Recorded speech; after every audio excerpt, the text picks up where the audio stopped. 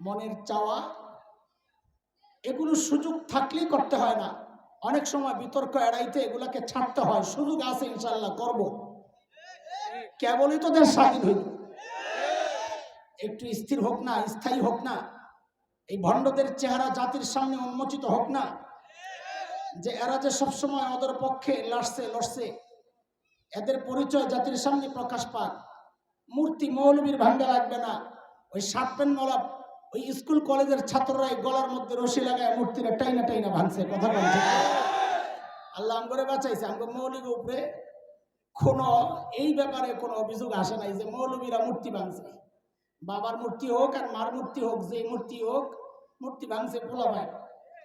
আল্লাহ তাআলা এমনই করান, জালেম যখন বড় হয়ে যায় আল্লাহ ওদেরকে শাসন করার জন্য বড় শক্তি পাঠান না, কখনো পাঠান তৈরন আবাবিল, ঝাঁকে ঝাঁকে পাখি। পাখি দিয়ে শেষ করে না। আমি তো বলি এই যুগের মুফাসসির কেউ যদি এই আয়াতের তর্জমা করে ফারসালা আলাইহিম তৈরন আবাবিল, তো তিনি একটা ভাব অর্থ করতে পারেন এই যুগের জন্য আল্লাহ তাআলা জালিমদেরকে শেষ করার জন্য ঝাঁকে ঝাঁকে পাঠাইছেন শিশু কিশোর। নূরুল কোরআন হাফিজিয়া মাদ্রাসা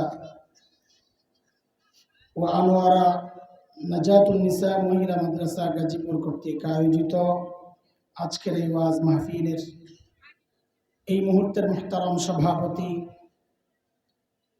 অতিথিবৃন্দ, হযরত উলামায়ে কেরাম, মুরব্বিয়ানে আযম, দূর দূরান্ত থেকে আগত ইসলাম প্রিয় সুধী সমাজ, প্রিয় ছাত্র ভাইয়েরা, যুবক বন্ধুরা, পর্দার আড়ালের মা ও বোন, আল্লাহ সুবহানাহু ওয়া তাআলার অশেষ মেহেরবানি যে মহান মালিক লাখো কোটি মানুষ থেকে বাছাই করে দিনই এই মজলিসে আমাকে আপনাকে আসার বসার, কিছু কথা বলা ও শোনার তৌফিক দান করেছেন। সেজন্য মহান রবের শুকরিয়া আদায় করি, জবান খুলে প্রাণ খুলে কালিমাতুশ শুকর উচ্চারণ করি, আলহামদুলিল্লাহ। আজকে একটা আলোচিত দিন, ঐতিহাসিক দিন। রবিউল আউয়ালের 12 তারিখ অবশ্য চলে গেছে সন্ধ্যা হওয়ার সাথে সাথে, আমাদের কাছে তো 12 তারিখই। যাই হোক, তারিখ কোনো বিষয় না, কাছাকাছি দিবস, মাস, দিনটাও সোমবার গেল আজকে। 12 রবিউল আউয়ালের সাথে সাথে দিনটাও আজকে কি গেছে, সোমবার। আমাদের বড়দের কাছ থেকে শেখা এটা, নবী আলাইহিস সালামের সাথে সম্পৃক্ত যে দিবসগুলো আছে, মাসগুলো আছে, যে বিষয়গুলো আছে, এগুলোতে নবীর জীবনের বিভিন্ন দিক নিয়ে বেশি বেশি আলোচনা করা, যেন মানুষের দিলের মধ্যে নবীর পরিচয় জানার সাথে সাথে দিলের মধ্যে মহাব্বত তৈরি হয়। আর মহাব্বতের দাবি হচ্ছে তাকে অনুসরণ করা।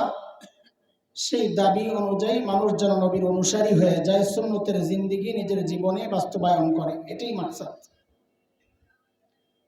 আমার ভাই নবী আলাইহিস সালামের শান মান নিয়ে আলোচনা করছিলেন, হযরত হালিমাতুস সাদিয়া পর্যন্ত আয়না রাখছেন। আমি ওই লাইনে আলোচনা করব না। সূরা লাহাব তিলাওয়াত করছি আপনাদের কাছে স্পষ্ট। সূরা লাহাবকে সামনে রেখে আমার নবীর জীবনের একটা দিক আপনাদের সামনে একটু তুলে ধরতে চাই, সময়কে সামনে রেখে। সূরা লাহাব নাজিল হয়েছে, আপনারা জানেন এটা। বলেন তো কার সম্পর্কে? আবু লাহাব সম্পর্কে। দেখছেন, জানেন। হয়তো একটা জিনিস জানেন না, যে আসলে আবু লাহাব তো আবু লাহাবের নাম না।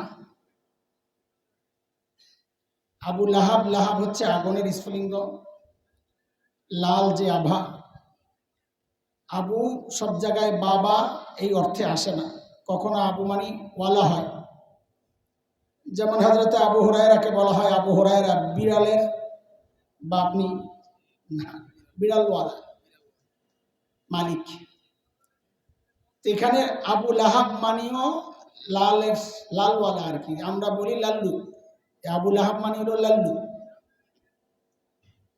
আসলে তার নাম হচ্ছে আব্দুল উজ্জা। কিনা নামটার মধ্যে শিরিকের গন্ধ আছে। মানুষ হবে আব্দুল্লাহ, আল্লাহর বান্দা, উজ্জা, লাত, মানাত, হুবাল এগুলোর বান্দা হয় না। আল্লাহ তাআলা যেই নামের মধ্যে শিরিক আছে, আল্লাহ তাআলা ওই নামটা উচ্চারণ করেন নাই। বুঝা গেল যেই আমলের মধ্যে শিরিক আছে, যেই কথায় শিরিক আছে, এগুলো আমাদেরকেও এড়ায়া চলা উচিত। দেখেন এখন এই যে বিভিন্ন জায়গায় মাজার ভাঙ্গার একটা আওয়াজ হচ্ছে না, পোলাপাইন পাইছে সুযোগ, যেখানে যাইতেছে মাজার টাজার ভাঙ্গা টেঙ্গা বিনাশ করে লেগেছে। আমরা মাজারের পক্ষে না, কারণ এগুলোতে শিরিকের একটা আখড়া তৈরি হয়। গান জুটে নেশাগ্রস্ত ওই সমস্ত মানুষগুলোর একটা আস্তানা হিসাবেই আমরা দেখতেছি এই সমস্ত মাজারগুলোকে। তবে হিকমত হচ্ছে এই মুহূর্তে এগুলো ভাঙতে না যাওয়া। এটা এক ভিন্ন আলোচনা। নবী আলাইহিস সালাম মক্কা বিজয়ের পর আম্মা জান আয়েশা রাদিয়াল্লাহু আনহাকে উদ্দেশ্য করে বলেছেন যে আমার মন চাচ্ছে কাবার মধ্যে 3টা সংস্কার আনতে মন চাচ্ছে। এক হচ্ছে কাবা পুনর্নির্মাণ যখন হয়েছে, কুরাইশদের খুব অভাব চলতেছিল, সেই জন্য খলিল ইব্রাহিম আলাইহিস সালাতু ওয়াস সালামের যে ভিত্তি ছিল তার থেকে কিছু কমায়া তারা কাবা বানাইছে। ওই কমের অংশটা হচ্ছে আজকের হাতিম দিয়ে একটা দেয়াল দিয়ে যে ঘেরাও করা, ওইটা খলিল ইব্রাহিমের কাবা ওই পুরাটা। তো নবী চাচ্ছিলেন যে আমার মন চাচ্ছে খলিলের যে ভিত্তি, আমার বাবা ইব্রাহিমের যে ভিত্তি, কাবাকে সে পর্যন্ত বাড়ায়া পুনর্নির্মাণ করি, ভাঙ্গা আবার নতুন করে বানায়। আরেকটা হচ্ছে কাবার দরজাটা মানুষ সমান উপরে। নবী চেয়েছেন আমার মন চাচ্ছে এটাকে নিচে নামায়া ফেলি যেন মানুষের ঢুকাটা সহজ হয়। খলিলের সময় এমনই ছিল। আরেকটা সংস্কার হচ্ছে কাবার দরজা ছিল 2টা, একদিক দিয়ে ঢুকতো আরেক দিক দিয়ে বের হইত।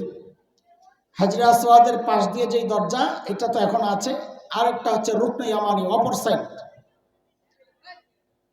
তো এই 3টা সংস্কার নবী আলাইহিস সালাম করতে চেয়েছেন, কিন্তু তিনি বলেন যে তোমার কওম মাত্র মুসলমান হইছে, ঈমান এখনো তাদের দিলের মধ্যে গাঁথে নাই। এই মুহূর্তে এগুলো করতে গেলে তারা উল্টা বিগড়ে যাবে, উল্টা বুঝবে। নবী তার দিলের এই চাওয়াটা, সুযোগ ছিল, বিজয় হয়েছে, মক্কা বিজয়, সুযোগ থাকা সত্ত্বেও আল্লাহর নবী এই কাজটাকে এড়াইয়া গেছে। বুঝা গেল আমাদেরকে নবী শিখাইয়া গেছেন মনের চাওয়া এগুলো সুযোগ থাকলেই করতে হয় না, অনেক সময় বিতর্ক এড়াইতে এগুলাকে ছাড়তে হয়। সুযোগ আছে ইনশাআল্লাহ করব, কেবলই তো দেশ স্বাধীন হইল, একটু স্থির হোক না, স্থায়ী হোক না, এই ভণ্ডদের চেহারা জাতির সামনে উন্মোচিত হোক না, যে এরা যে সবসময় ওদের পক্ষে লড়ছে, এদের পরিচয় জাতির সামনে প্রকাশ পাক। মূর্তি মৌলবীর ভাঙ্গা লাগবে না, ওই শার্ট প্যান্ট মলা ওই স্কুল কলেজের ছাত্ররা গলার মধ্যে রশি লাগায় মূর্তিরা টাইনা টাইনা ভাঙছে। কথা বলছে আল্লাহ আমগরে বাঁচাইছে। আমগো মৌলবীর উপরে কোনো এই ব্যাপারে কোনো অভিযোগ আসে নাই যে মৌলবীরা মূর্তি ভাঙছে। বাবার মূর্তি হোক আর মার মূর্তি হোক, যে মূর্তি হোক, মূর্তি ভাঙছে পোলাপাই। আল্লাহ তাআলা এমনই করান, জালেম যখন বড় হয়ে যায় আল্লাহ ওদেরকে শাসন করার জন্য বড় শক্তি পাঠান না, কখনো পাঠান তৈরন আবাবিল, ঝাঁকে ঝাঁকে পাখি, পাখি দিয়ে শেষ করে না। আমি তো বলি এই যুগের মুফাসসির কেউ যদি এই আয়াতের তর্জমা করে ফারসালা আলাইহিম তৈরন আবাবিল, তো তিনি একটা ভাব অর্থ করতে পারেন এই যুগের জন্য আল্লাহ তাআলা জালিমদেরকে শেষ করার জন্য ঝাঁকে ঝাঁকে পাঠাইছেন শিশু কিশোর। যুগের পরিবর্তনে তর্জমা পরিবর্তন হয়। যাই হোক, এটা আমার আলোচনার বিষয় না, আমি আবু লাহাব সম্পর্কে বলছিলাম। বলেন তো আপনাদের মনে আছে কিনা দেখি, আবু লাহাবের নাম কি আসল? আব্দুল উজ্জা। লাল্লু ছিল, লাল্লু, চেহারা খুব টকটকে।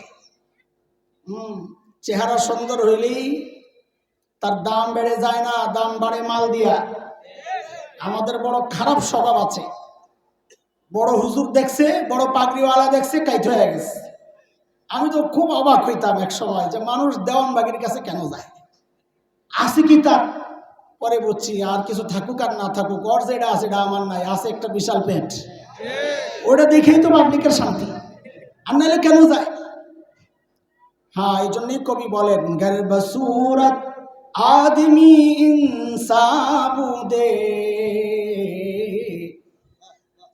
মোহাম্মদ আবু জাহল হাম এক সাবুদে। চেহারার সৌন্দর্য যদি মানুষের মূল্যায়ন হইতো, তো নবী আর আবু জাহেলদের খুব একটা পার্থক্য থাকতো না, দুইজনই তো সুন্দর। এই আবু লাহাবের কিছু গুণ আছে, যেই গুণগুলো আমরা এখন ধারণ করে নিজেদেরকে আশিক রাসূল মনে করি। সেই গুণ কি? আল্লাহর হাবিবের জন্ম যখন হয়েছে, আবু লাহাব সে কিন্তু এই খবর পায়া সবচেয়ে বেশি খুশি প্রকাশ করছে। ইতিহাস তাই বলে, নবীর জন্মের পর সবচেয়ে বেশি খুশি প্রকাশ করছে আবু লাহাব। দিলের খবর আমরা জানি না, দিলে কে দিল থেকে বেশি খুশি হয়েছে সেই খবর আল্লাহ জানেন, কিন্তু খুশি প্রকাশ করছে সবচেয়ে বেশি আবু লাহাব। কিন্তু যখন নবী আলাইহিস সালাম নবুয়ত পেলেন, গোপনে গোপনে ইসলাম প্রচার চলতেছিল। আল্লাহ তাআলা হুকুম করলেন ওয়া আনজির আশিরাতাকাল আকরাবিন। গোপন আর কত, অন্তত নিজের কাছের আপনজন যারা আছে তাদেরকে প্রকাশ্যে দাওয়াত দেওয়া শুরু করেন না আপনি। এই হুকুম পেয়ে নবী চলে গেলেন পাহাড়ে, জাবালে আবি কুবাইস কেউ বলেছেন সাফা পাহাড়। সাফা পাহাড় যেটা সাফা মারওয়া যারা হজ করেছেন, এর পাশেই দেখবেন বাদশার বাড়ি, ওখানে ছিল জাবালে আবি কুবাইস। সেখানে যায়া নবী আলাইহিস সালাম কুরাইশদেরকে ডাকা শুরু করলেন। ওই সময়ে ডাকার যে পদ্ধতি ছিল ওই পদ্ধতিতে ডাকা শুরু করলেন। সবাই বুঝছে যে আমাদের কোনো বিপদ আঁচ করতে পেরেই মুহাম্মদ এইভাবে ডাকছে, কারণ সে তো জানতেন মানুষ না। নবুয়তের কথা প্রকাশ করার আগ পর্যন্ত আমার নবী ছিলেন কুরাইশদের কাছে সবচাইতে ভালোবাসার, সবচাইতে বিশ্বস্ত, সবচাইতে আস্থার জায়গা। তার ডাক তো অযথা হইতে পারে না। সব দৌড়ায় গেছে, কি কেন ডাকছ? নবী আলাইহিস সালাম জিজ্ঞেস করলেন, আমি যদি বলি ওই পাহাড়ের পেছনে শত্রু, খুব শিগগির এখন হামলা করবে, বিশ্বাস করবে? সবাই একযোগে বললেন, এই পর্যন্ত জিন্দেগিতে একটা মিথ্যা যে বলে নাই তার কথা বিশ্বাস কেন করব না? এই স্বীকৃতি পেয়ে নবী আলাইহিস সালাম সাথে সাথে বললেন, কুলু লা ইলাহা ইল্লাল্লাহ তুফলিহু। ও আমার কওম, তো শোনো, শিরক ছাড়ো, মূর্তি পূজা ছাড়ো, এক আল্লাহকে বিশ্বাস করো, তোমরা কামিয়াব হবা, না হয় জাহান্নামের শাস্তি তোমাদের জন্য অপেক্ষা করছে। যেই এই দাওয়াত দিলেন, এখন একজন আরেকজনের মুখের দিকে তাকায়, কিরে বুঝলাম কি, শুনলাম কি? বলে না চাইলাম কি পাইলাম কি? ভুলে গেছেন আপনারা? স্লোগান ভুলে গেছেন? হ্যাঁ, চাইলাম অধিকার, হয়ে গেলাম সরকার, বলে না পোলাপান? তো মক্কাওয়ালারাও একজন আরেকজনের দিকে তাকায়, চাইলাম কি পাইলাম কি, শুনলাম কি, এটা কি?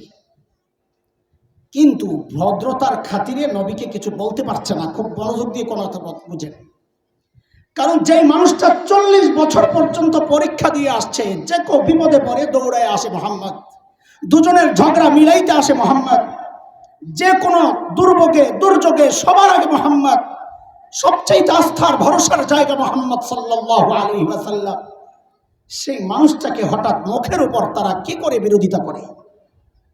চুপচাপ সবাই চুপ থাকলেও সব সমাজে কিছু পান্ডা থাকে, ওরা চুপ থাকে না। ওরা মসজিদের মধ্যে প্রতিবাদ করে ওঠে হুজুর যখন তার দলের বিরুদ্ধে কথা বলে। ওরা মাহফিলে লাভ দিয়ে ওঠে হুজুর রাজনীতির আলাপ চলবে না। সব সমাজে এমন কিছু পান্ডা থাকে কি থাকে না? ওই সমাজেও এক পান্ডা ছিল, যেই পান্ডার নাম হচ্ছে আব্দুল উজ্জা, যাকে আমরা চিনি কি নামে বলেন? আসল নাম বলেন, মুখস্থ করেন, আসল নাম